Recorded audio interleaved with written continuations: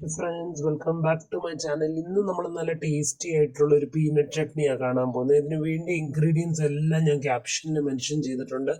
1 cup roasted peanut, Kashmiri chilli, വെളുത്തുള്ളി, കരിയാപ്പല, കടു. ഈ ചെറിയ ഇൻഗ്രീഡിയൻസ് വെച്ച് നല്ല ടേസ്റ്റി ആയിട്ടുള്ള ചട്നി ഉണ്ടാക്കാൻ വേണ്ടി ആദ്യം നമ്മൾ പാൻ എടുത്ത് ചൂടാക്കി അതിനകത്ത് ഗ്രൗണ്ട്നട്ട്സ് നല്ല രീതിയിൽ റോസ്റ്റ് ചെയ്തെടുക്കാം.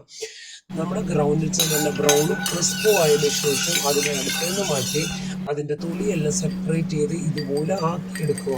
ഇതിനോടൊപ്പം നമുക്ക് വേണ്ടിയത് 3 to 4 ടേബിൾ സ്പൂൺ ചെറിയ തേങ്ങയും ഞാൻ മറ്റു പറഞ്ഞ ഇൻഗ്രീഡിയൻസും കൂടെ നമ്മുടെ മിക്സർ ഗ്രൈൻഡിൽ നല്ലപോലെ അരച്ചിട്ട് ഇനി നമുക്ക് കടു പൊട്ടിക്കാം.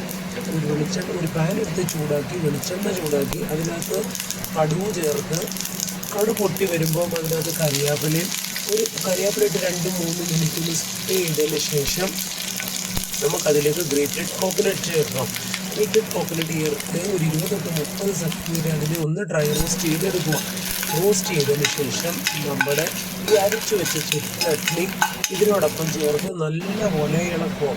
നല്ലപോലെ ഇളക്കി ഒരു തിള വരുന്ന സമയത്ത് നമുക്കിതിനെ നിർത്താം. എന്നിട്ട് ചൂട് ഇഡ്ഡലി ദോശയോടൊപ്പം നമ്മുടെ ചൂട് ടേസ്റ്റി ആയിട്ടുള്ള ചട്നി സെർവ് ചെയ്യും. ഇതിനോടൊപ്പം ഞാൻ നിങ്ങൾ റാഗി ദോശ ഉണ്ടാക്കുന്നതോടെ കാണിച്ചു തരാം. റാഗി ദോശയുടെ ബാറ്ററി ഇവിടെ റെഡിയാണ്. അത് വേറൊരു വീഡിയോയിൽ നമുക്ക് കാണാം.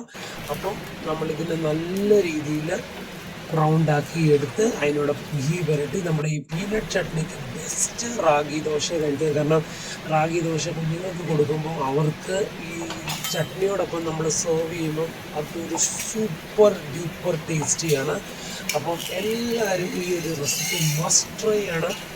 വളരെ ഹെൽത്തി, വളരെ tasty and this is one of the best tiffin recipe. നിങ്ങൾക്ക് നിങ്ങളുടെ കുഞ്ഞുങ്ങൾക്ക് സ്കൂളിൽ കൊടുത്തു വിടാനും എല്ലാം നല്ല ടേസ്റ്റി ആയിട്ടുള്ള ഈ റാഗി ദോശയും അതിനോടൊപ്പം പീനട്ട് ചട്നിയും എല്ലാവരും ട്രൈ ചെയ്തിട്ട് ഈ വീഡിയോസ് ഇഷ്ടപ്പെടുകയാണെങ്കിൽ ചാനൽ ലൈക്കും ഷെയറും സബ്സ്ക്രൈബും ചെയ്യണം. അതിനോടൊപ്പം സപ്പോർട്ട് ചെയ്യണം. പിന്നെ നിങ്ങളുടെ അഭിപ്രായങ്ങളും നിർദ്ദേശങ്ങളും എന്നെ അറിയിക്കണം. Thanks for watching.